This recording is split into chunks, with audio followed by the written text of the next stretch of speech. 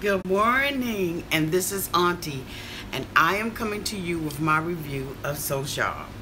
If this is your first time being here, please like, comment, and subscribe to my channel.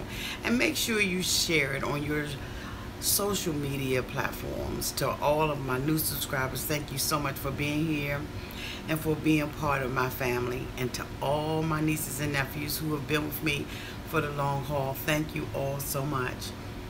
I just want to send a special shout out to the young lady who super chatted me yesterday. Like, you made my whole entire life. Okay, thank you so much again. It means a lot for you to go into your pocketbook, whether it's $1.50, $2.50, or whatever it is, to go in your pocket and share that with me. I really do appreciate you. But anyway, so we're going to go ahead on into this review. If I were you, I'd want to be me too. I'd want to be me too.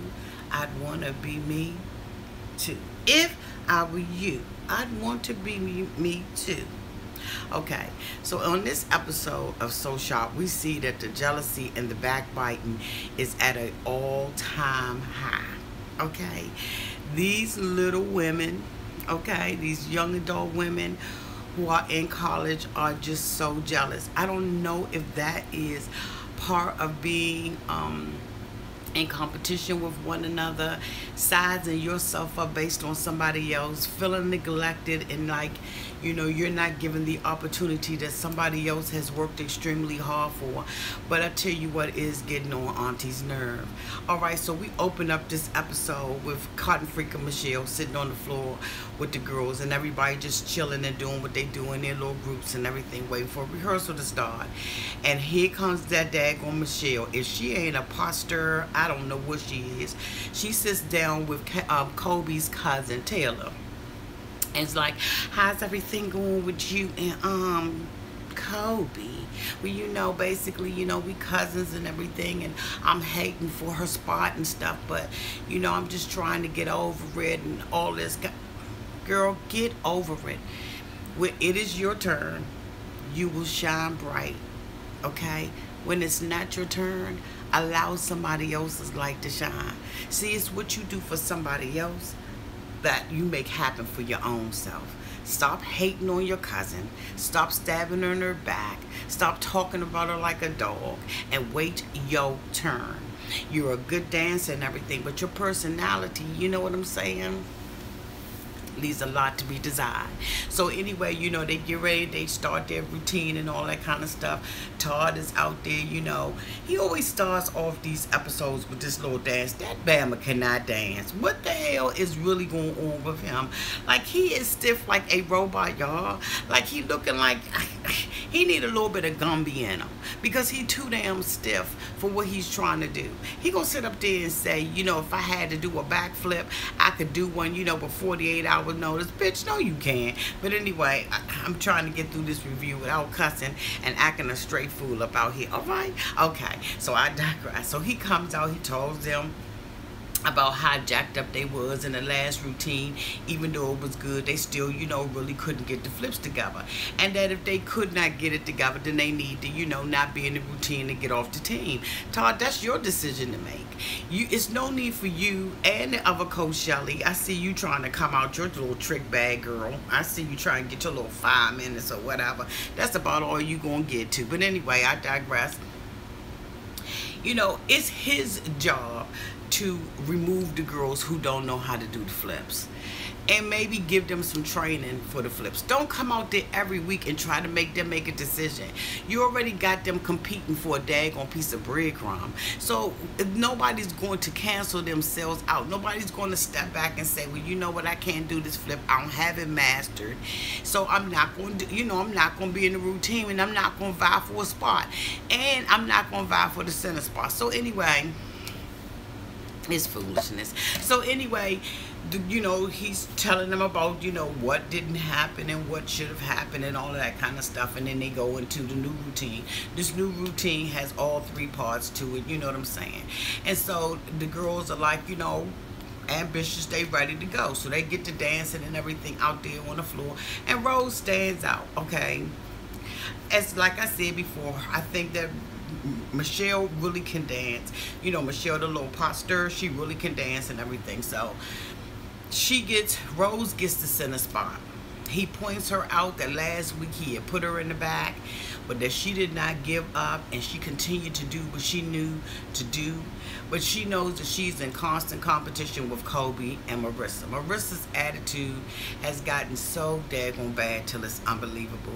She believes that because she has this relationship with Todd, that she's entitled to every damn thing. No, you're entitled to what you work hard for, Marissa. But anyway, I digress, because Todd has put you in that position.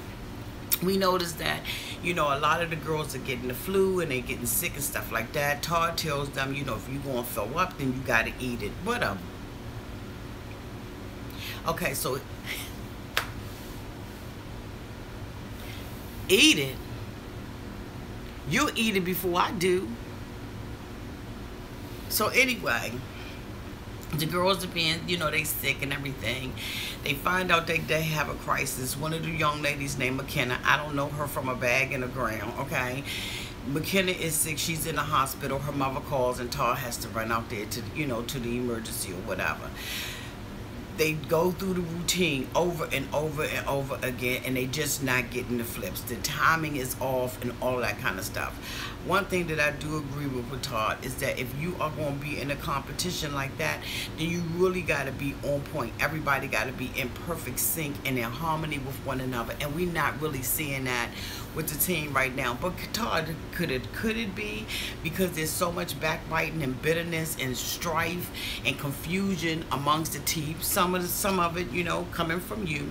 Could that be one of the reasons why the girls really are not doing well? I don't know. Something for you to think about. Okay. So, you know, the girls are going through the routine. He picks out who's going to be in the spot. Of course, Rose gets the center spot, like I said. And then he calls Marissa. Marissa gets the spot, you know, on this side. KOBIE, of course, she gets that side on, you know, gets that or whatever. Of course, y'all know Gabrielle. Desperate ass Gabrielle standing in the back again this week, waiting for a little spot to happen and all that kind of stuff. She doesn't get one. The last person that he picks is Chloe. Chloe is starting to earn her stripes. I mean, you know what I'm saying? I mean, it is what it is. Whether you like her or not, she's starting to earn her little stripes.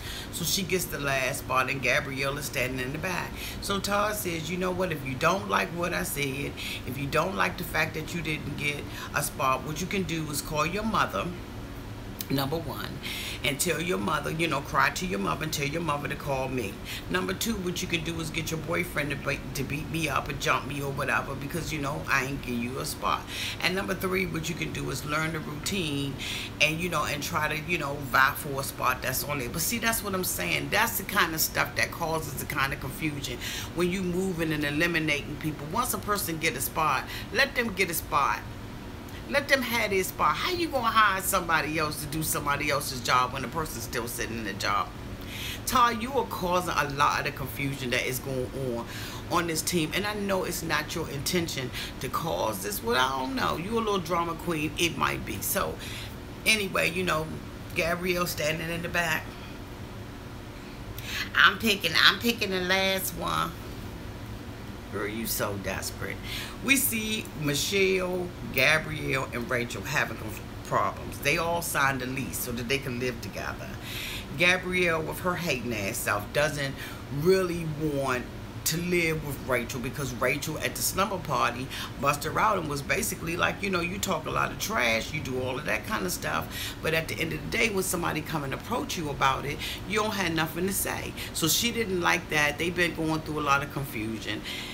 They don't know whether or not they want to live together. Michelle feel like she in the middle. Michelle, guess what?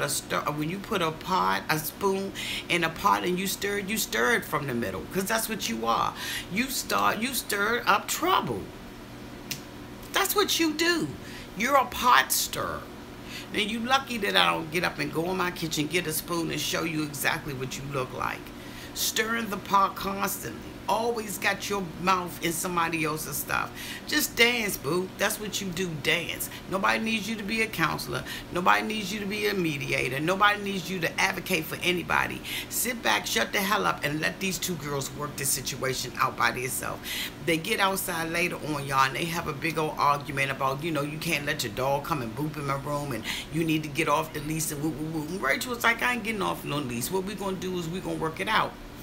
Rachel later on goes on to say that, you know, even though her and Gabrielle don't see eye to eye, she values the friendship. And that's a real friend, because a real friend is going to tell you what they need to tell you. Sometimes iron sharpen iron. So, you know, when you may become iron to one another in a relationship, everything doesn't always go well. But anyway, I digress, so we can move on. So we find out that this little girl, McKenna, is sick in the hospital and everything, and he goes out and he rushes.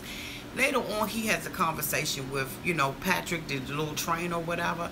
I don't know what this relationship is that Todd has with him. Todd gonna tell him, you know, I was trying to call you and I couldn't get in contact with you.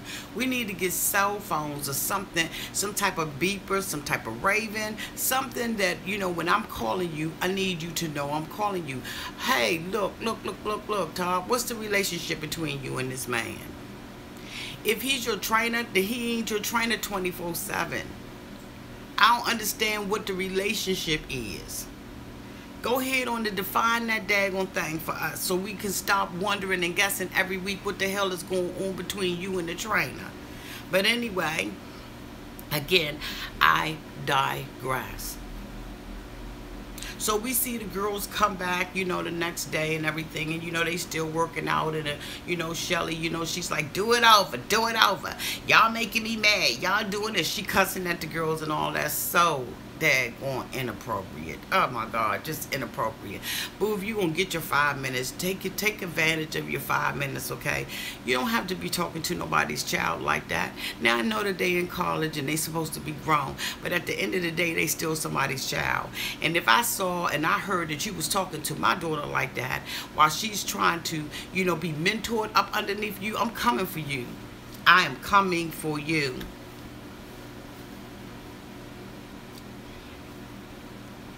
So anyway, then we see the girls, you know, going on. The girls are still sick. Some of them still sick, and they fighting for it and everything.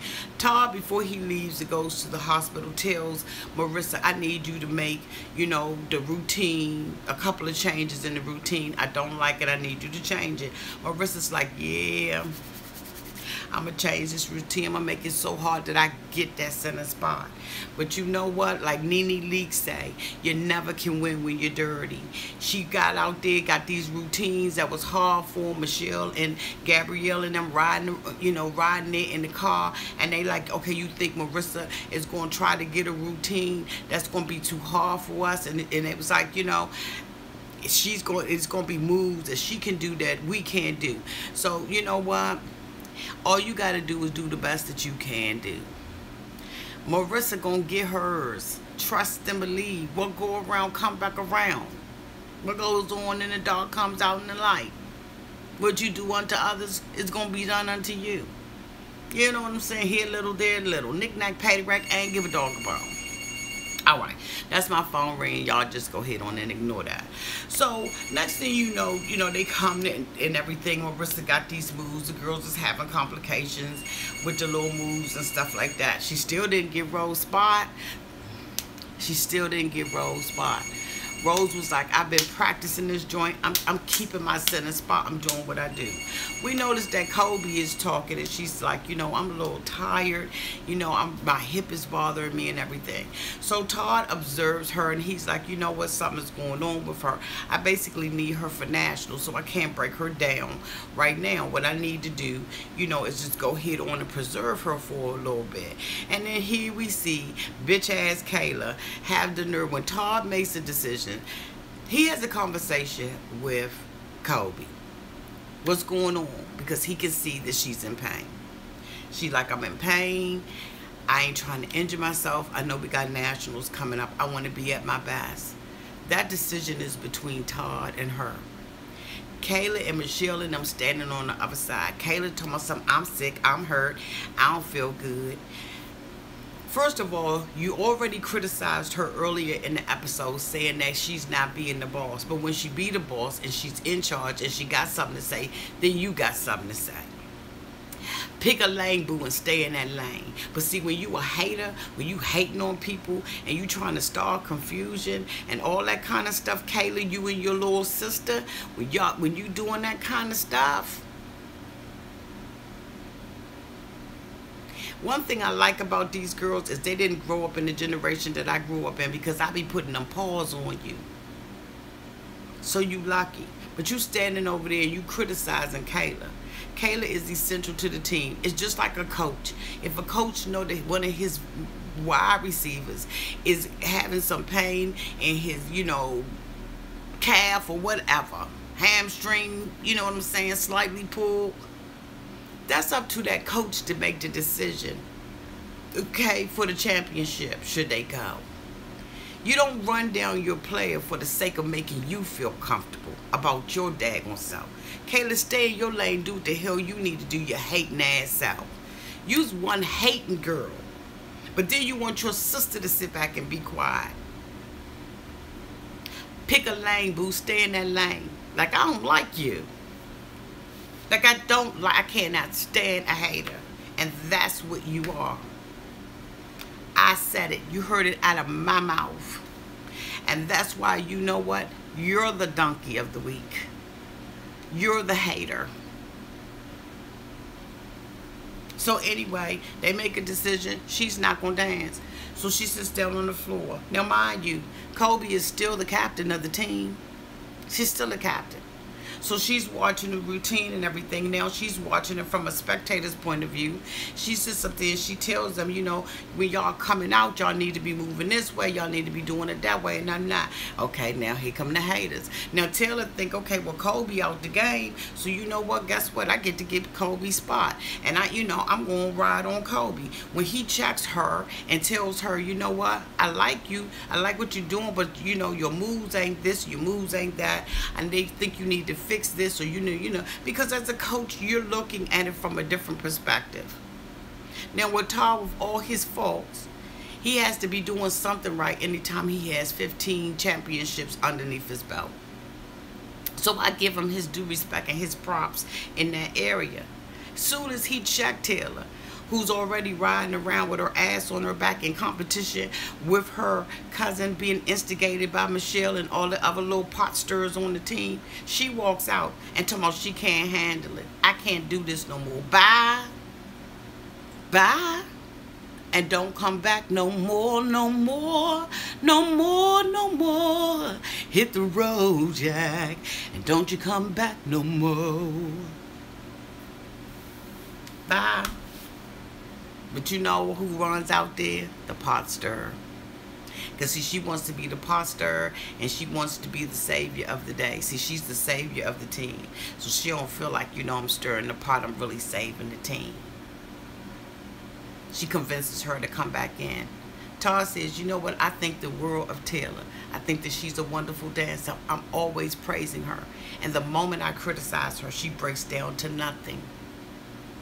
Taylor, you need to do some inner healing, some inner searching, boo. See, the thing about it is these women that we see on here, they're going to be out in society. They're going to be working with people in office cubicles and in office buildings, possibly. And they're going to be entrepreneurs. And you can't have that competitive edge and be jealous at the same time. Just because you're in competition with each other, that should not automatically breed jealousy, hate, bitterness, and wrath in your heart. Check that, boo. Check that. Because when you get out into society, into the real world, everything ain't gonna work the way that you want it to work. There gonna be people that that's gonna sit around you and get promotions, some deserving and some undeserving. But what you gotta do is worry about yourself. Make sure you taking care. But anyway, she comes back in and Todd is like, what the hell with her. whatever. Todd goes to the hospital, y'all. He makes sure that McKenna's all right. She was, she had pneumonia. I'm glad that you feeling better and everything. She wasn't breathing, and they were like, she's out of the ICU. She's doing good. If she had waited one more day, she probably would have died because she was not breathing.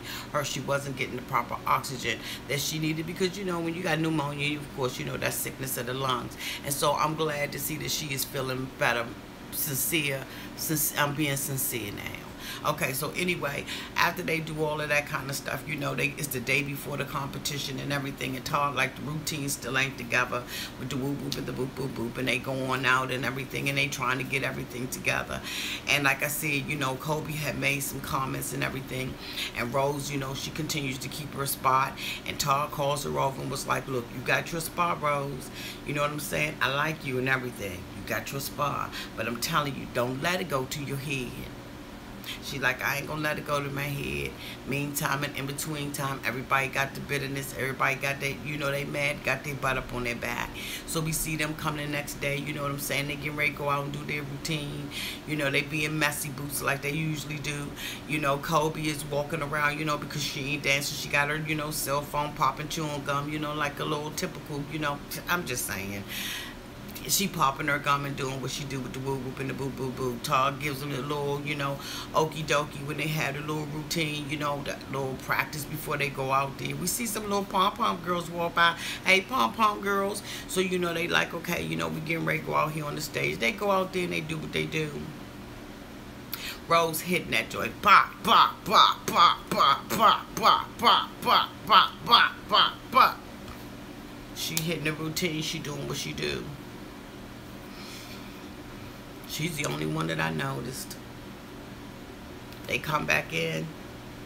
Todd ain't happy with the routine one way or the other.